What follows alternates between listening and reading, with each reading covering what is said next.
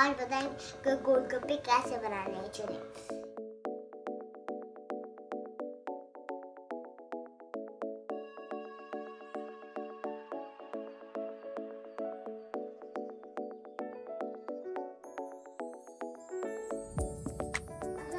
दोस्तों, मैं आपको बहुत अहम चीज़ बता रही हूँ, आपने उस पर हंसना नहीं। बहुत अहम वीडियो।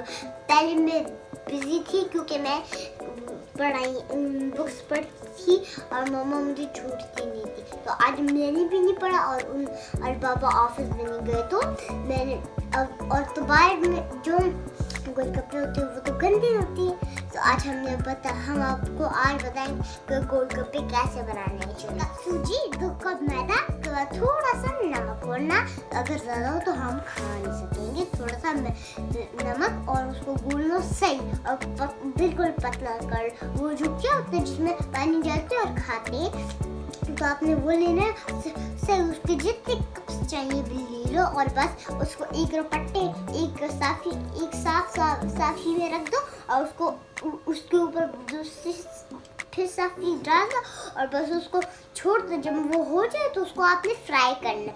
जब फ्राई हो जाए तो बिल्कुल गोलगप्पे होंगे। तो फिर आपने डालना है बहुत सारी चीज़ें।